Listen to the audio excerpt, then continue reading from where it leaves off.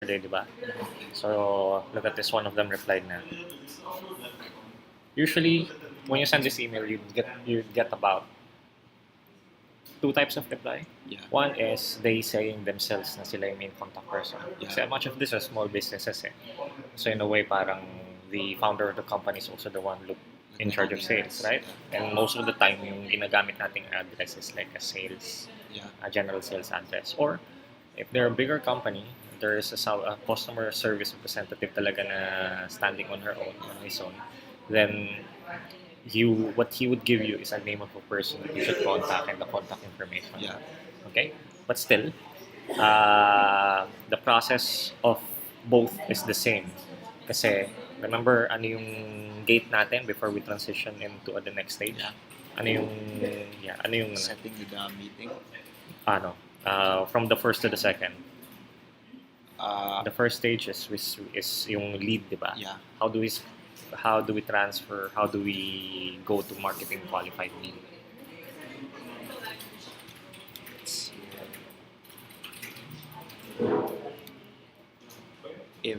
If they qualify your background and they send you Meron tayong contact information, no? Specifically ito yan. Meron tayong contact information ng relevant na tao. And they're communicating with us. Okay. Right? So in both cases, we do have the names now. Yeah. Right? Of course, in terms of success rate, if you actually manage to talk to the owner of the company, that's better. Kasi at least, not only do you have the name, you know that they reply na. Yeah. Kasi baka, if we reach out to someone, yung parang if binigay lang sa atin yung pangalan ng email, there's a chance pa hindi sila mag-reply. Right? But still, the process is the same for both. So for example, let me try with this one. The first thing that you need to do on these kind of cases is you need to input their names muna under contacts and under the company. So for example, this guy replied,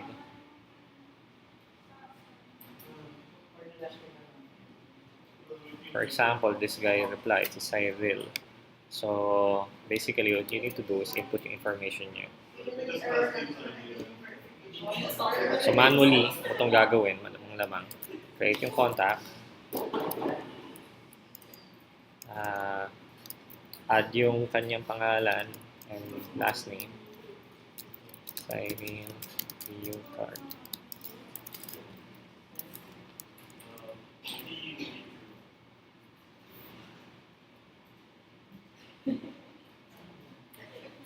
Now the beauty here is usually, and then lagay mo rin na sa irrelevant info. He says na is the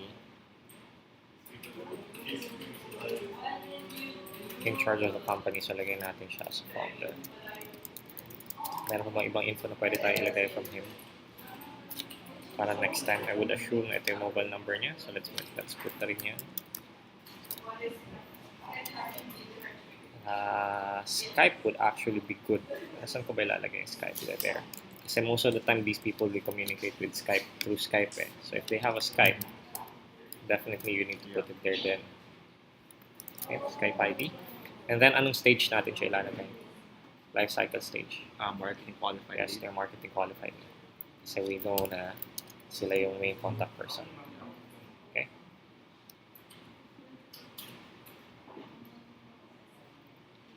And then now you can create the contact. Now, most of the time,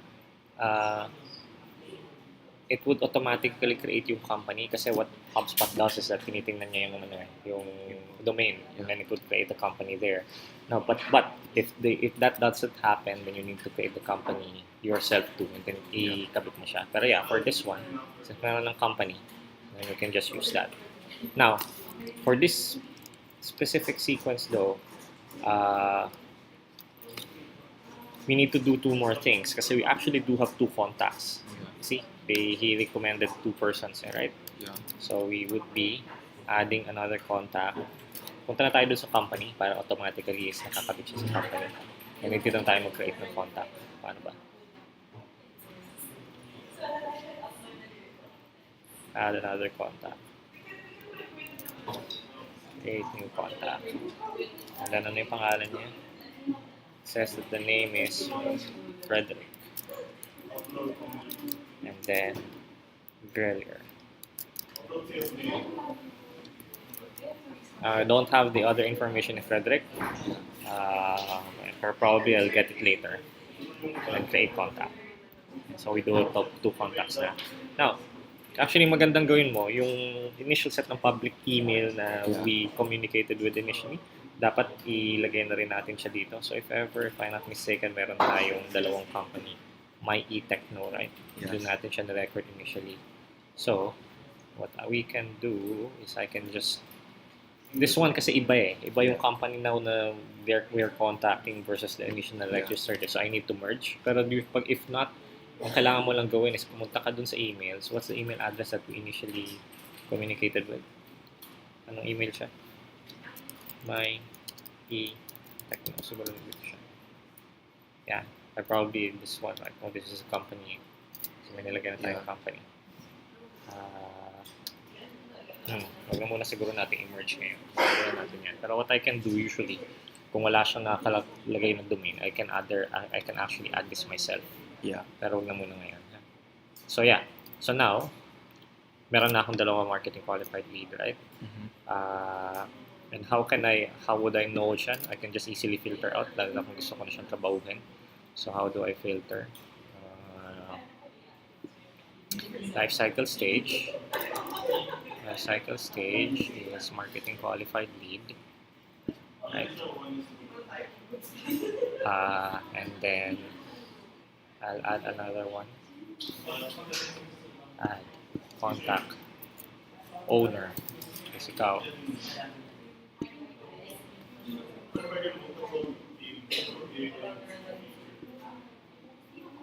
Carlos.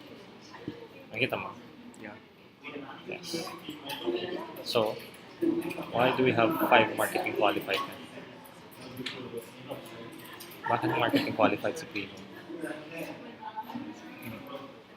I placed it as lead lang though.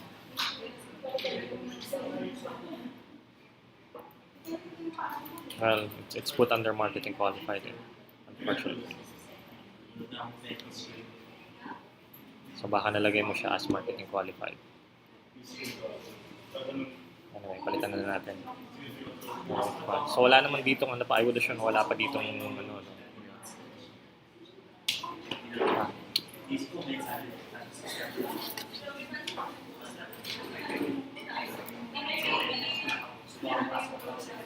Add filter. Now, one of the things you can do para lalo na if you're using the filter often, what you can do is you can actually save the filter. Yeah. So for example, ito, I'll just save this. Save as everyone.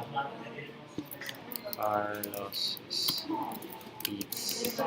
So later we can easily ang nangyari kanina is sa problem. Yung dalawang kinreate ko, I created it so sa akin na-assign yan, so I'll re-assign yan. Pabalik sa'yo. Okay. Para makita mo.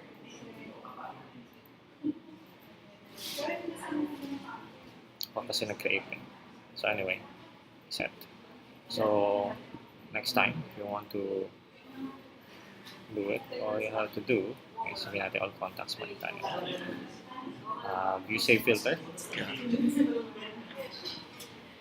Then dun siya, Carlos's leads. Ayan, then dito ka na, you can either just, I think nalagay siya sa marketing qualified natin. Balik ko to. Oops, sorry.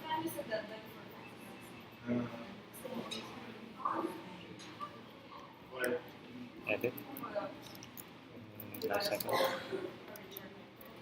Leave muna. Okay. So yeah. So we can, nandito na lahat ng So ito yung dalawang marketing qualified mo. So how do I, ano ngayon yung gagawin ko sa kanya? Well, same thing. We just have to enroll them sa sequence. Right? So for example, since I really nag-reply sa akin, the sequence that I have to use is this one. We call it the prospecting contract acquired through introduction ng pangalan niya. And ang itsura niya is this. What we do is we send like 4 set of emails. Yeah, it's malamin. Kasi parang we know that it's annoying. The first one is like basic introduction. And meron structure yung introduction natin eh. Of course, one is parang you'd have to tell them how you got their contact information. Dito mo, this is the main avenue for you to build rapport. in a way, this is actually something na you might want to edit depending on how he replied. Yeah. So for example, this one, it's great meeting you, right? Referrer's name. So referrer name, sabihin natin your whoever siya nag-refer kayo sa'yo, nagpakilala sa'yo sa kanya. Pero for example, since if the founder replied to us, then definitely hindi ito ilalagay natin Yeah. na structure. Maybe we can say something, hello, nice meeting you, etc. etc. Yeah. So this is the one that we personalize, right? Then we state the reason why we contact them Yeah. briefly. And then this is where we introduce ourselves. What do we do? What we can offer them, Yeah.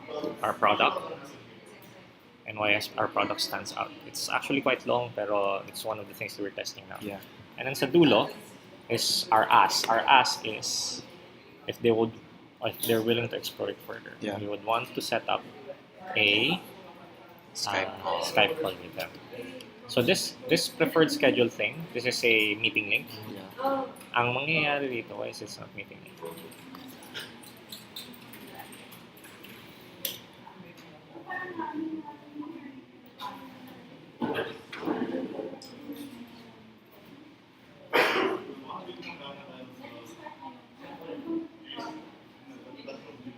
Ang mangyayari dito is when they click this, they would automatically be able to see your schedule. Yeah. And then they would be able to pick a time where they can meet you Okay. for meeting. So ang purpose natin is for them to actually book a meeting here. Yeah. Sandali, okay. Let me see kung kaninong meeting yun ito.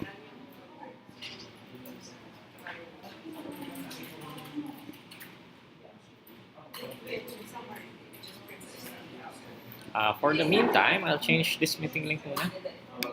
Para sa akin muna siya mapunta. Okay. Pero when you're ready, then we can also set meetings. Okay, gusto mo. Some problem with the design.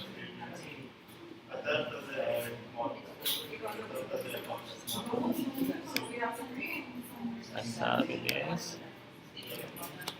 And then I'll delete it. And then I'll add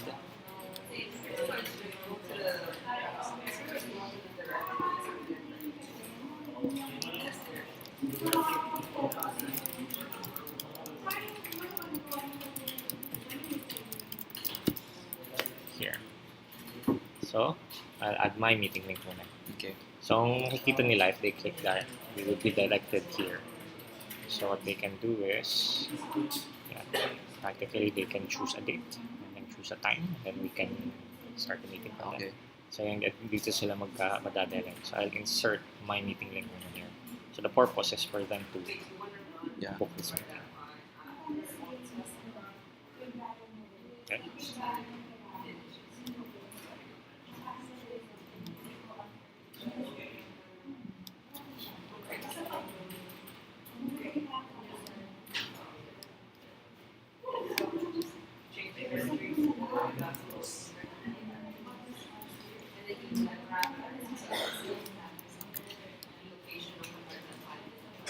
So, the second email that we sent is more like a follow-up.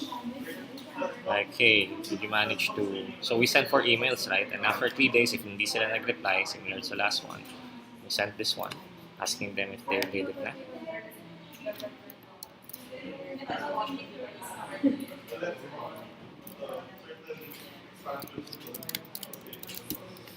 Okay. And then, pag hindi pa rin sila nag-reply, medyo...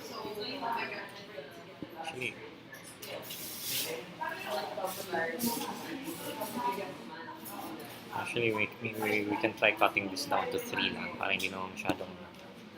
So, the last one, we call this the breakup email. Yeah. Interestingly, actually, this is one of the most effective templates. So, a lot of people actually reply to this one, which is the reason on why we use it. Na parang this type of email with this subject line, with this form. A lot of them actually reply. The reply rate ng huling template is actually one of the highest in that. So we sent out 3 emails spanned over the first 3 days, right? You ever like send like a picture or like a PDF? No. Bakit? Why do you ask? I haven't tried if that would be effective. I remember in the Netherlands. You know what? In the Netherlands interview, like the guy, they usually send the guy like a PDF of their product or something. The brochure. Yeah. This might be something we can try moving forward. Kung makita natin na it's effective. siguro we can try it sa email too. Yeah. But for the meantime, let's have this rolling. We actually do send them a presentation. Okay. If they click here, they would be able to see our like a product presentation on the PowerPoint. So yeah, we do that. Right? So this is yung template natin.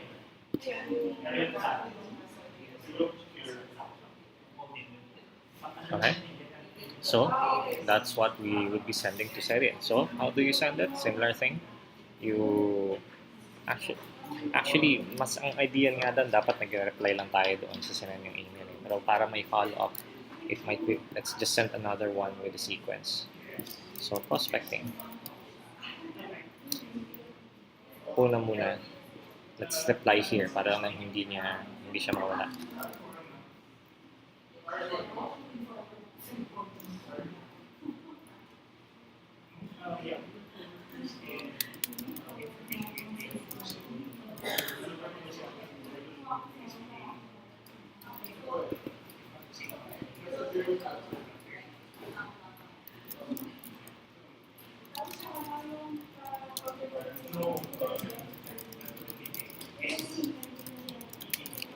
Send another email shortly.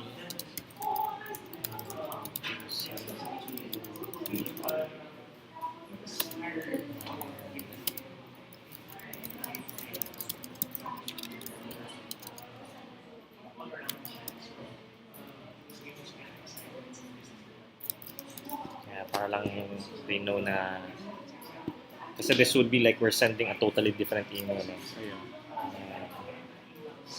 Select this one.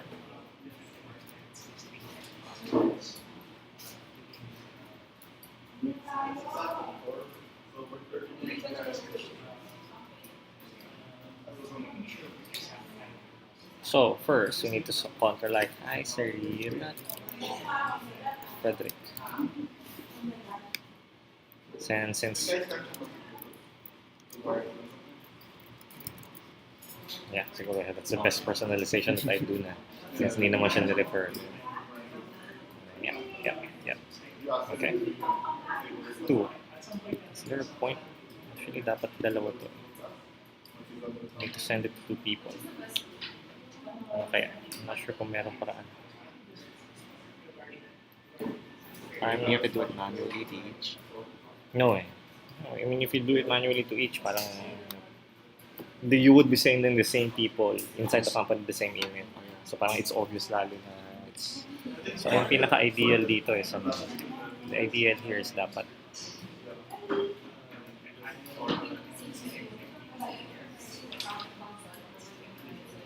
there should be a way to change this. Pero wala. Anyway, I'll just send it now. Maybe I could have added first. Pero yeah, naka-enroll na siya. So that's how you do it. Okay. And then now, naka-enroll na siya as a marketing qualified lead. If they actually set a meeting, then that's when we convert them into sales qualified na. And then afterwards, we would be scheduling a Skype session with them. Okay. Yeah. So, yun yung process niya. So once I schedule the meeting, I'll show you kung ano yung next step. Okay. So yes, just go through all of the emails at this point. So let's, actually afterwards, I want to see muna kung ano yung nangyari. Let's look at the sales dashboard. How are things doing? I'm not sure kung may access ka dito, pero practically this is what we would be tracking for this one. We would be tracking contacts created, contacts assigned, contacts worked, Yeah. meeting set. I guess dito, sequence performance would be good. So, the number of contacts created is relevant. Like I mentioned, what we are gunning for is 1,000. At least reaching for 1,000. So apparently, yes sir. Kaya lang, 1,000 under your name. Yung sa akin kasi automatic eh. Once we send an email to someone, automatically siya na-create. So, mas maganda if we filter this out. Owner. Ikaw lang. Cards. Apply.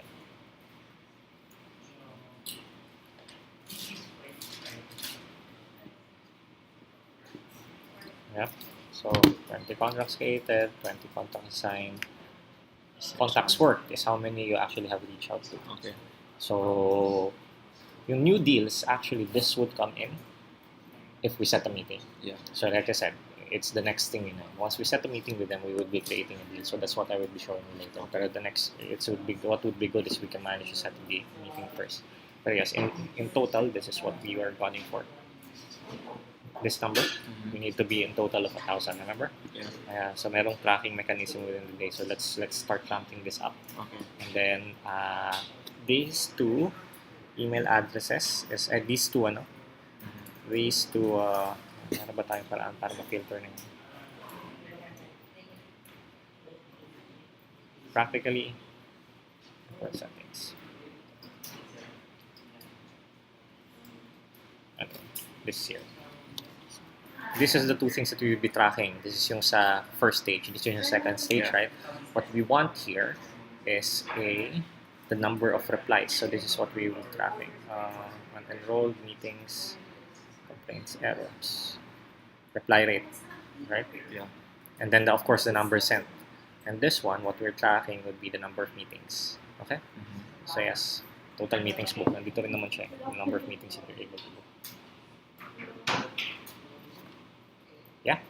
Okay, so let's start working this dashboard out. So I'll just reply first to the email.